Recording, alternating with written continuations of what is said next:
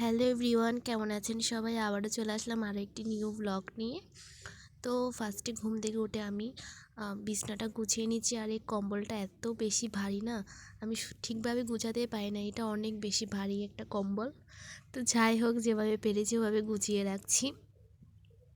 এর উপর এখন একটা কাঁথাও দিয়ে দেবো যাতে ধুলোবালি না পড়ে, কম্বলের মধ্যে যাতে ধুলোবালি না পড়ে, তাই আমি কাঁথাটা দিয়ে দিয়েছি। তো এরপর চলে এসেছি নাস্তা করতে। এটা ছিল একটা পিঠা আর ডিম। পিঠাটা দিদি বানিয়েছিল। তো এখন চাও খেয়ে নিয়েছি। এবার চলে এসেছি কিচেনে। আজকে মজার মজার রান্না করব। আমার ফেভারিট একটা মাছ রান্না করব। তার জন্য আমি ফার্স্টে এখন তেল দিয়ে দিয়েছি। আর দেখো, আমার রান্নাঘরের জানালার পাশে কি সুন্দর রোদ আসে, অনেক ভালো লাগে। আসলে শীতকালের মিষ্টি রোদগুলো পোহাতে না অনেক বেশি মজা লাগে। আর আমার ভয়েসের অবস্থা অনেক বেশি খারাপ। তো এখন মাছগুলো ফার্স্টে লবণ হলুদ দিয়ে মেখে নিয়েছি। আর এটা হলো সুরমা মাছ। কে কে পছন্দ করে খেতে? আমার তো অনেক ভালো লাগে। মাছের মধ্যে আমার ফেভারিট মাছ হলো সুরমা মাছ। তো এখন ওগুলো খুব ভালোভাবে এপিট ওপিট করে ভেজে নেব। আর যে কোনো মাছে আমি রান্না করার আগে ফার্স্টে কড়া করে একটু ভাজি করে নিই। তো এগুলো আমি একটু বেশি লালচে লালচে করে ভাজি করে নিচ্ছি।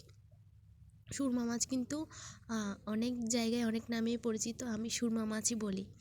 তো এখন ফুলকপিগুলোও কেটে নিয়েছি, ওইগুলোও ধুয়ে একটু ভাজি করে নেব। আমার মাছ ভাজা কমপ্লিট। এরপর ফুলকপিও লাল লাল করে ভেজে নিয়েছি।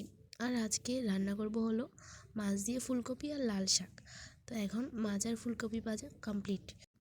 তো এখন মাছ রান্নার জন্য ফার্স্টে কড়াই বসিয়ে দিয়েছি। আমি আমার ব্লগে সবসময় একটা রান্নার রেসিপি দেওয়ার চেষ্টা করি। আমার ডেলি ব্লগে সবসময় একটা রান্নার রেসিপি তোমাদের সাথে অবশ্যই শেয়ার করার চেষ্টা করি। তো এপাশে পেঁয়াজ কুচি, তারপর টমেটো, কাঁচামরিচ সব কিছুই কেটে নিয়েছি। আর আদা রসুন জিরা বাটা পেঁয়াজ বাটা সব কিছুর পেস্ট বানিয়ে নিয়েছি। ফার্স্টে আমি পেঁয়াজগুলো একটু লাল লাল করে ভেজে নেব, যাতে একটু ব্রাউন কালার হয়ে যায়। খুব সুন্দর করে পেঁয়াজগুলো ভাজি করে নিচ্ছি। এবার এর মধ্যে কিছুটা পরিমাণ কাঁচামরিচ, তারপর টমেটো, এগুলো দিয়ে আর একটু হালকা করে ভেজে নেব। এরপর পেস্টটা দিয়ে দেব, জিরা বাটা আদা বাটা রসুন বাটা পেঁয়াজ বাটা। পেস্টটা আমি আগে থেকে বানিয়ে নিয়েছি, ওটাও দিয়ে দিয়েছি। এখন ভালো করে কষিয়ে নেব। আর কষানোর সময় সুন্দর একটা ফ্লেভার আসে। এরপর আমি এখানে মরিচের গুঁড়ো দিয়েছি, হলুদের গুঁড়ো দিয়েছি, লবণ দিয়েছি, ধনিয়া গুঁড়ো দিয়েছি। সব কিছু দিয়ে আবারও ভালোভাবে কষিয়ে নিচ্ছি। আসলে রান্না না যত কষাবো তত বেশি মজা লাগে। এখন আমি যে ফুলকপিটা ভাজা করে রেখেছিলাম ওটাও এগুলোর সাথে ভালোভাবে কষিয়ে নেব। আমি সবসময় ফুলকপি রান্না করার আগে একটু ভেজে রাখার চেষ্টা করি, যাতে ফুলকপির গন্ধটা চলে যায়। তো এখন দেখো খুব সুন্দর করে ভেজে নিচ্ছি। সব কিছু মিক্স করে এখন হালকা পরিমাণ জল দিয়ে দিয়েছি। এখানে পরিমাণ মতো জল দিয়ে দিয়েছি। তো এখন মাছগুলো হতে হতে এখানে টমেটো, তারপর কাঁচামরিচ, আরও কিছুটা কাঁচামরিচ আর ধনিয়া পাতাটাও অ্যাড করে দিয়েছি। এবার আমি লাল শাক রান্না করে নেব। তার জন্য আমি এখানে চিংড়ি মাছ নিয়েছি আর কাঁচামরিচ নিয়েছি। এগুলো ফার্স্ট খুব ভালোভাবে একটু ভেজে নেব। আর লাল শাকের জন্য কিন্তু চিংড়ি মাছ খেতে আমার কিন্তু খুব ভালো লাগে। দেখো খুব ভালোভাবে আমি চিংড়ি মাছটা ভেজে নিচ্ছি। আর এখানে আমি হলুদ আর লবণও অ্যাড করে দিয়েছি।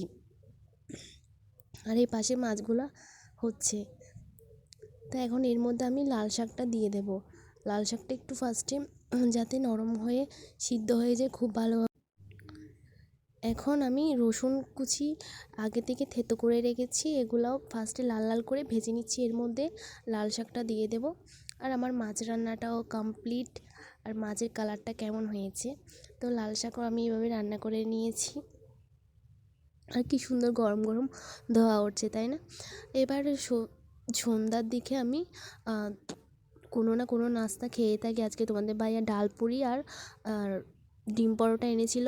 এখানের উপর আমি সালাদও দিয়ে দিয়েছি, সালাদ ওরাও দিয়ে দিয়েছিল। তো আজকে ব্লগটা এতটুকুই।